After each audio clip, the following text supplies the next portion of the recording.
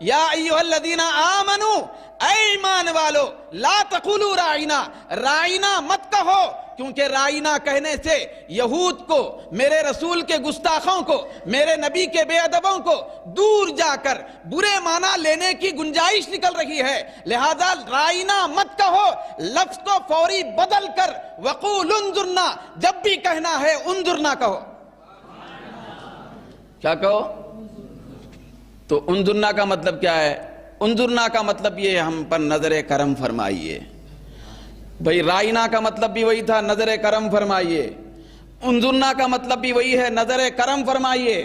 تو اللہ تبارک و تعالیٰ کو یہ برداشت نہیں ہوا کہ لفظ بھی نامناسب میرے محبوب کی بارگاہ میں استعمال کیا جائے، جس کے معنی اچھے ہیں لیکن آگے جا کر دور سے گستاخ بے ادبی کا معنی پیدا کر لے رہے ہیں۔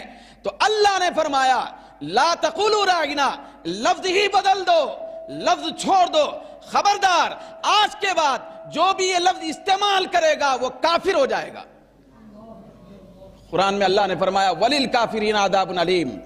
اگر آج کی تاریخ کے بعد کوئی مسلمان بھی اچھے تصور میں بھی لفظ استعمال کرے گا تو کافر ہو جائے گا، دردناک عذاب کا شکار ہو جائے گا۔ تو انظرنا کہو، یہاں قابل غور بات، بہت سارے احکامات اللہ تبارک و تعالیٰ دیتا ہے، دینے کے بعد پروردگار عالم قرآن مجید میں کہتا ہے کہ ایسا مت کرو۔ کیا فرماتا ہے؟ ایسا مت کہو، مت بولو، لیکن یہ نہیں فرماتا کہ ایسا بولو۔ دونوں میں فرق ہے۔ بھئی ایک بچہ ہے، وہ بچہ کسی آدمی سے کہا بھائی صاحب، تو اس کو بستی والے بڑے بزرگ سمجھائے بیٹے ایسا مت بولو، یہ الگ بات ہے۔ پھر وہ بستی والے بزرگ لوگ سمجھا رہے ہیں کہ ایسا مت بولو بلکہ یہ بولو، جب بھی بولنا ہے کلمہ دے رہے ہیں، جملہ دے رہے ہیں کہ یہ بات بولو۔ تو دونوں میں فرق ہوتا ہے، ایسا مت بولو کہہ کے چھوڑ دینا، اور ایک ہے اپنی طرف سے کیا بولنا ہے وہ دے دینا۔ تو پہلے صحابہ سرکار کی بارگاہ میں ادب کے تصور میں ہی رائنا کہتے تھے، تو اللہ تبارک و تعالیٰ نے یہ برداشت نہیں فرمایا کہ یہ یہود رائنا کا مطلب دور جا کے بے ادبی کے معنی لے کر غلط نکال رہے ہیں۔ تو اللہ نے یہ نہیں فرمایا کہ اے ایمان والو رائنا مت کہو، دوسرا کچھ بھی بول لو، بلکہ اللہ نے فرمایا میں تمہیں لفظ دیتا ہوں۔ کیا فرمایا اللہ نے؟ میں تمہیں لفظ دیتا ہوں کہ میرے محبوب کی بارگاہ میں کیا لفظ کہنا ہے۔ جب میری طرف سے لفظ آئے گا تو اس لفظ کے اندر نہ دور جا کے بے ادبی کے معنی ہوں گے، نہ قریب رہ کر ہوں گے۔ اگر تم الفاظ وضع کرتے رہیں گے، بولتے رہیں گے، تو ہو سکتا دوسرے لفظ میں کوئی بے ادبی کے معنی نکالے ہوں، تیسرے لفظ میں کوئی بے ادبی کے معنی نکالیں۔ میں یہ سب برداشت نہیں کر سکتا میرے محبوب کی بارگاہ میں، میرے محبوب کی عظمت کے سامنے، لہذا میں تم کو پہلے روکتا ہوں کہ لا تقولوا رائنا، رائنا مت کہو، اور لے لو میری طرف سے یہ لفظ کہ وقول انظرنا، جب بھی کہو انظرنا کہو۔ تو لفظ بھی دے دیا نا اللہ تعالیٰ، کیا کہنا ہے لفظ بھی دے دیا۔ کیوں ہو سکتا تھا نا کہ لا تقولوا رائنا، رائنا مت کہو، تو اب صحابہ کرام سوچتے کہ کیا کہیں، اس میں کئی دن گزر جاتے، کچھ وقت گزر جاتا، پھر اس اثناء میں کوئی آدمی آتا پھر رائنا کہتا، تو یہ اللہ رب العزت کو برداشت نہیں ہوا۔ پروردگار عالم نے فرمایا نہ ٹائم لگایا جائے، نہ وقت صرف کیا جائے، بلکہ روک کر پہلے ہی فرصت میں کہا جائے کہ تم رائنا مت کہو بلکہ انظرنا کہو۔ تو انظرنا، ہماری طرف نظر کرم فرمائیے۔ یہ جو ہم لوگ کہتے ہیں نا کہ انظرنا یا رسول اللہ، ہماری طرف نظر کرم فرمائیے، یہ قرآن سے ثابت ہے۔ کس سے ثابت ہے؟ بھئی انظرنا کہنا یہ قرآن سے ثابت ہے۔ تو یہ یہود کہتے تھے رائنا، تو رائنا کہنے میں وہ تھوڑا کھینچ کے کہتے ہیں رائنا، جس کے معنی بہت زیادہ بعض وقت بے ادبی کے ہو جاتے تھے۔ تو دوسرے مقام پر سورہ نساء میں اس کی تفصیل بھی آئی۔ پھر آگے اللہ رب العزت نے فرمایا کہ رائنا مت کہو، ہمیشہ ادب سے رہو، اگر الفاظ بھی استعمال کرنا ہے تو ادب پر مشتمل ہو، کیونکہ لفظوں میں بے ادبی بھی میں برداشت نہیں کر سکتا، یہ اللہ نے فرمایا۔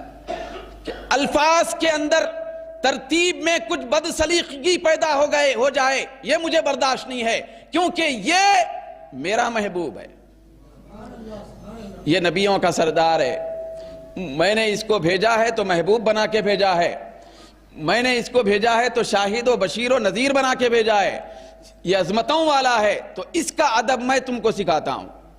پھر آگے کی بات ہے کہ اللہ نے فرمایا اچھا ٹھیک ہے، ایمان والو تم رائنا مت کہو، انظرنا کہو، الفاظ دے دیا، ادب سکھا دیا۔ اب صحابہ کرام انظرنا فرماتے تھے، کیا فرماتے تھے؟ ہمارا مزاج کیا ہے معلوم؟ آج اگر کوئی ہمارے سامنے روبرو ہو کر ہمارے نبی کی شان میں گستاخی کر رہا تو ہم بولتے جان دو میاں، چھوڑ دو، کیا کرتے اب؟ بولتے نہیں بولتے نا ایسا؟ بھائی وہ بک بک بک بک بول رہا ہے، نبی کی شان میں کیا نہیں بول رہا ہے۔ ہم سن کے کیا کرتے؟ کوئی آدمی اگر کچھ اس سے گفتگو کرنا چاہ رہا، غضب میں آ کے کچھ بولنا چاہ رہا، تو ہمارا انداز کیا رہتا ہے؟ ارے جان دو میاں، جان دو۔ کیا جان دو؟ باپ کو بولے تو سمجھ لیتے، والد صاحب کو اگر کوئی بولا تو جان دو بولتے۔ تو یہ تصور ہمارے اندر نہیں آتا۔ لیکن صحابہ کا مزاج کیا تھا؟ صحابہ کا ایمانی تقاضا کیا تھا؟ ذرا سنیں۔ صحابہ کا ایمانی تقاضا یہ تھا کہ حضرت ابو سعید خدری رضی اللہ تعالی عنہ کے بارے میں آیا کہ آپ نے ایک مرتبہ یہودیوں کو جمع کر کے فرمایا، یہ لفظ سے روکنے کے بعد، لفظ ہی کی تو بات تھی، رائنا مت کہو، انظرنا کہو، حالانکہ اچھے معنی تھے اس کے، لیکن اللہ نے بدل دیا، بارگاہ مصطفیٰ کی آخر میں جا کے بے ادبی ہو رہی ہے۔ تو حضرت ابو سعید خدری فرماتے ہیں یہودیوں کو جمع کر کے کہ اے یہودیوں خبردار، آج کے بعد سے جہاں کہیں جس شخص سے میں رائنا کا لفظ سنوں گا تو اس کی گردن مار دوں گا۔ کیا کروں گا؟ اس کی گردن مار دوں گا۔ کیوں؟ اس لیے کہ جو شخص ہلکی سی بے ادبی دور کی بھی میرے محبوب کی بارگاہ میں، نبی کی بارگاہ میں کرتا ہے لفظ کے طور پر بھی، تو وہ کافر ہو جاتا ہے، کیونکہ اللہ نے فرمایا وَلِلْكَافِرِينَ عَذَابٌ عَلِيمٌ، کافروں کے لیے دردناک عذاب ہے۔ پھر اس کے بعد اللہ رب العزت نے فرمایا، اسی پہ بات ختم نہیں فرمایا، دیکھیے یا ایھا الذین آمنو کا خطاب پہلا ہی مرتبہ ہو رہا قرآن میں، تو اس میں کیا سکھایا جا رہا؟ نماز، روزہ، حج، زکوٰۃ کیا ہے بھئی؟ ادب رسول سکھایا جا رہا ہے۔ پھر اس کے بعد اللہ نے فرمایا وَاسْمَعُوا، کیا فرمایا؟ کیا مطلب ہے؟ غور سے سنو۔ جب بھی میرے محبوب کی بارگاہ میں آؤ اور بیٹھو اور میرا محبوب جب بولنے لگے تو توجہ سے سنو، تم کو یہ پوچھنے کی ضرورت ہی نہ پڑے کہ یا رسول اللہ دوبارہ فرمائیے، کیونکہ دوبارہ فرمائیے کہنا بھی یہ مناسب نہیں ہے، تو لہذا واسمعوا، غور سے سنو۔ تو صحابہ کرام اس کے بعد سرتاپا کان بن کے بیٹھتے تھے۔ دوسری روایتوں میں آیا کہ سرکار کی بارگاہ میں جب صحابہ حاضر ہوتے اور بیٹھتے تو ایسا معلوم ہوتا تھا کہ ان کے سروں پر پرندے بیٹھے ہوئے ہیں، ذری بھی حرکت کریں گے تو اڑ جائیں گے،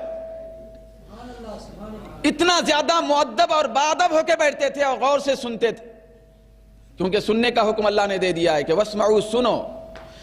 تو امتی کا کام صرف سننا ہے۔ کیا کام ہے بولیے؟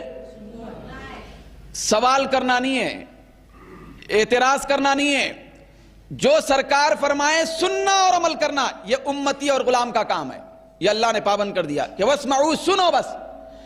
اگر توجہ سے نہیں سنیں گے، بے ادبی کے اعتبار سے اگر تم بار بار میرے محبوب کو کہتے جائیں گے کہ ہماری طرف دوبارہ ارشاد فرمائیے، ہم سے دوبارہ وہ بات فرمائیے، تو یہ بھی بعض وقت کفر ہو جائے گا۔ اگر زیادہ سے زیادہ بے ادبی کے تصور میں، زیادہ سے زیادہ اگر تم بے ادبی کے تصور میں کہیں، تو اللہ رب العزت نے فرمایا کہ سنا جائے، آئندہ سے غور سے سنیں۔ تو اس کے تحت میں ہم کو ذرا کچھ سننا ہے۔ اب کیا فرمایا اللہ تعالیٰ؟ سنو۔ بولو کس کی سننا ہے بھائی؟ کس سے سننے کے بارے میں فرمایا؟ سرکار سے سنو گفتگو، تو جو کہیں وہ سنو، اس کے اوپر آئیں بائیں شائیں نہیں بولنا بھائی، اس کے اوپر کیوں کیا نہیں، کیوں اور کیسا کب کیا کس لیے کہا؟ پورا سوال ختم، اعتراض نہیں۔ جو اعتراض کرتا ہے وہ دراصل وہ یہودیوں کے طبقے سے تعلق رکھتا ہے۔ ہر غلام کا کام ہے کہ سرکار کی بات کو سنے اور عمل کرے، سن کے عمل کرے۔ تو صحابہ کرام سنتے تھے اور عمل کرتے تھے۔ خاموش سننا، اعتراض نہیں، سننا یہ پابندی ہے۔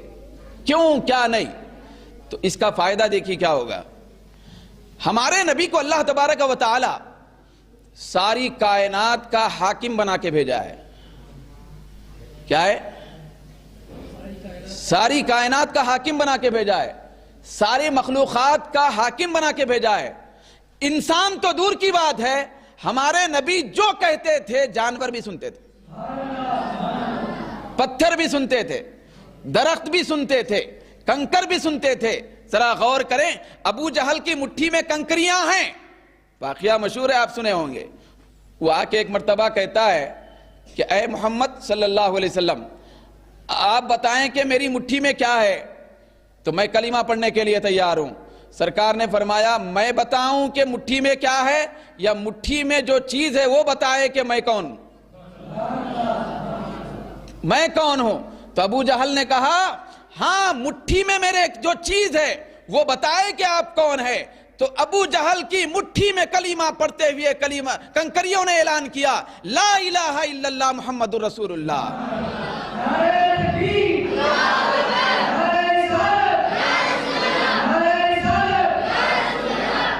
سرکار نے ان کنکریوں سے ابھی فرمایا ہی نہیں کہ سنو سنو، سرکار فرماتے ہیں کہ تیری مٹھی میں جو چیز ہے وہ پڑھے، وہ بولے کہ میں کون ہوں۔ یہ سنتے ہی کنکریاں اتنی پابند تھیں، کنکر بھی پابند تھے، سرکار کی بات سن کر اس پر عمل کرنے کے اتنے پابند تھے کہ بولنے سے پہلے کنکریوں نے شہادت دے کر بتایا کہ یہ ہمارے مصطفیٰ ہیں۔ تو سننا ہے، صرف ساری مخلوقات سن رہی، ساری کائنات کی ہر چیز سن رہی نبی کی بات، تو انسان نہ سنے تو بہت بڑی تعجب کی بات ہے۔ تو اسی لیے اللہ فرماتا ہے وَاسْمَعُوا، سنو، بس میرے محبوب کی بات صرف سننے کے پابند ہے، کہنے کے نہیں، سنو۔ مشکات شریف میں ایک حدیث ہے، مشکات شریف میں حدیث ہے، حضرت ابو رافع رضی اللہ تعالی عنہ سے روایت ہے کہ ذرا دیکھیے کہ سرکار جو فرما دیں تو اس کی کتنی بڑی حکمت اور تاثیر ہوتی ہے کہ ہم پابند ہو جانا چاہیے کہ صرف سنیں، آگے سوال نہ کریں، تو اس میں بہت بڑا فائدہ ہوتا ہے۔ کتنا بڑا فائدہ ہوتا ہے سنیں۔ مشکات شریف میں آتا ہے کہ حضرت ابو رافع رضی اللہ تعالی عنہ فرماتے ہیں کہ سرکار کونین صلی اللہ علیہ وسلم کی میں نے دعوت کی تھی، صحابہ کرام سرکار کی دعوت بھی کرتے تھے، تو دعوت کی تو میں بکری کا بچہ کاٹا تھا، تو سرکار دعوت پر تشریف لائے تو میں حضور کی خدمت میں دسترخوان پر صحابہ کے ساتھ سرکار تشریف فرمائے، تو حضور کی خدمت میں نے بکری کے آگے کے 2 ہاتھ 2 بازو پیش کیے، تو 2 بازو جب میں پیش کیا تو آگے کے جو ہوتے ہیں نا، ہم اس کو پیر ہی بولتے ابھی بھی، بھئی وہ آگے کے جو ہیں وہ بازو ہیں، ہاتھ ہیں، پیچھے کے جو ہیں وہ پیر ہیں۔ تو آگے کے جو ہاتھ تھے سرکار کی خدمت میں بھون کر انہوں نے پیش کیا تھا، تو سرکار نے صحابہ کو بھی عطا فرمایا اور خود بھی تناول فرمائے۔ تو اس کے بعد سرکار نے فرمایا ایک ہاتھ پیش کرنے کے بعد کہ اے ابو رافع دوسرا ہاتھ لاؤ،